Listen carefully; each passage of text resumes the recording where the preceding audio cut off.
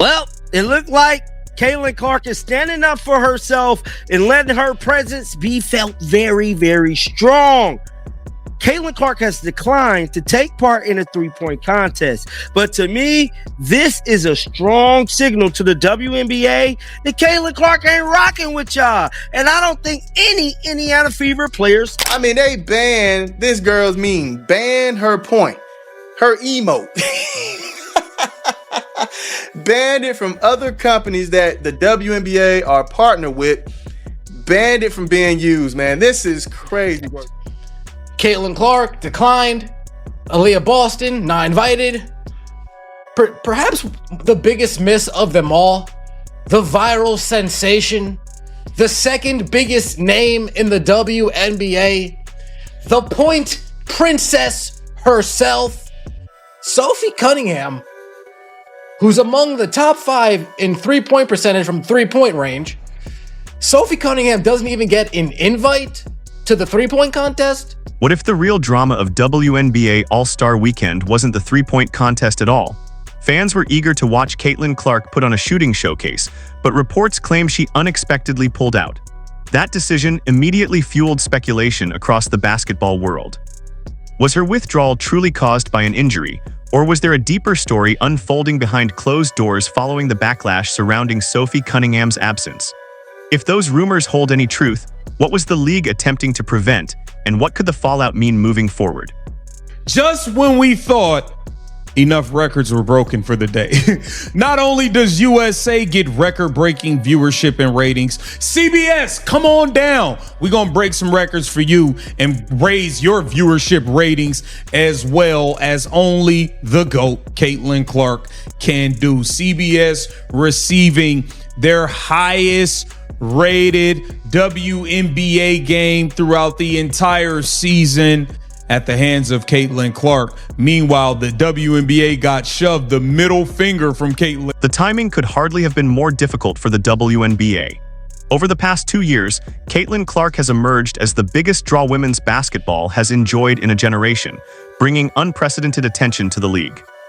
With that momentum, league officials were counting on the three-point contest to become another marquee event that fans wouldn't want to miss. Telling you guys for years, this dump of a league is allergic to profit.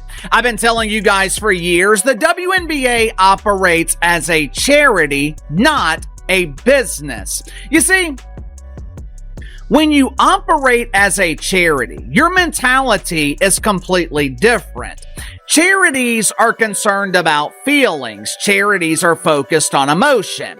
Charities prioritize things like friendship, unity, caring. Instead, the spotlight quickly moved away from the competitors and focused on the notable absences.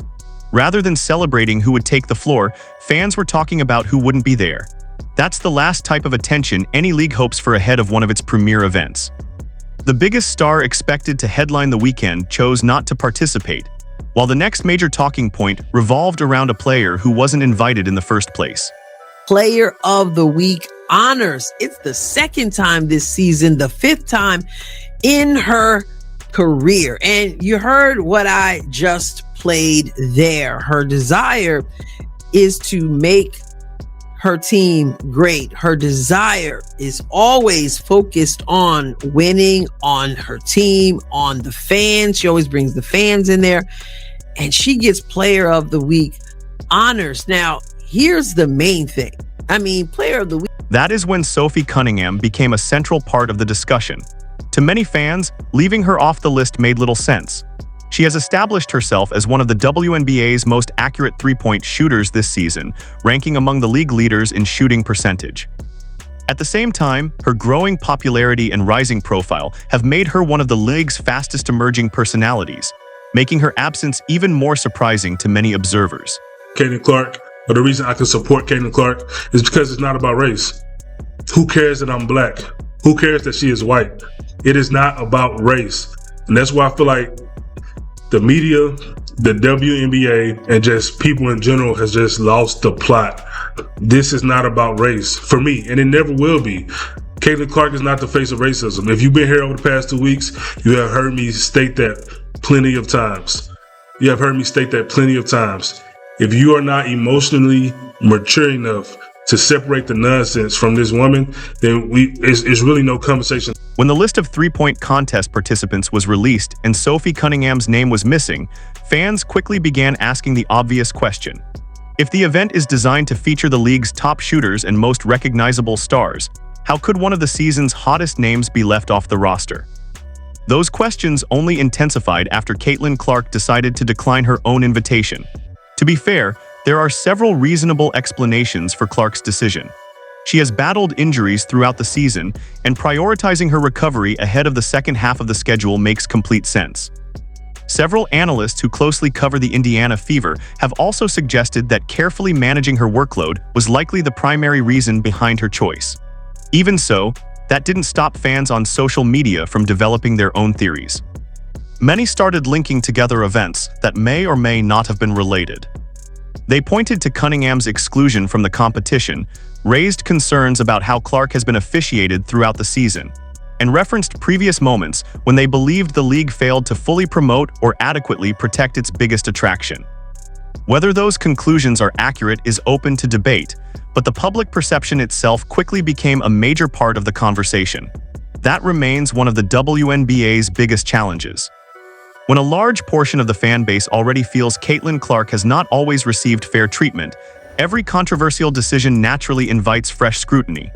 As a result, every notable omission, disputed officiating call, and marketing decision is viewed through that same perspective, keeping the debate alive. 2026 three-point participants: Ryan Howard, Marina Mabrey, AZ Fudd, Bridget Carlton, Natisha Heidemann, and Janelle Salute. As Casey at Behind the Line would say, who, and who? Ryan Howard, Marina Mabrey, AZ. There's like no actual superstar name in. Another wave of discussion soon centered on Sophie Cunningham. Her well-known pointing celebration, which quickly became a viral sensation among basketball fans online, reportedly attracted attention from the league and faced restrictions in certain promotional appearances. No matter how people viewed the celebration itself, many supporters interpreted the situation as yet another sign that the league seemed uneasy whenever one of its fastest-rising personalities captured attention in an unexpected or unconventional way. The irony wasn't lost on fans. The very moments that naturally explode across social media and generate massive engagement are often the same kinds of moments professional sports leagues invest millions of dollars trying to create through marketing campaigns. That contrast stood out even more because today's sports landscape is driven by far more than statistics, championships, or highlight packages. Caitlin Clark has become one of the rare athletes whose mere presence can turn a routine regular season game into a nationally followed event, drawing widespread attention wherever she plays.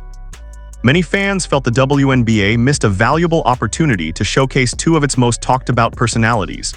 Instead of generating excitement about the three-point contest, attention shifted to the absence of Caitlin Clark and Sophie Cunningham, fueling debate over the league's decisions. While Clark's choice may have been influenced by health and workload management, her absence sparked widespread speculation because of her enormous impact on the sport. The controversy ultimately overshadowed the event, reinforcing how much influence the league's biggest stars have and how quickly fan perception can shape the conversation.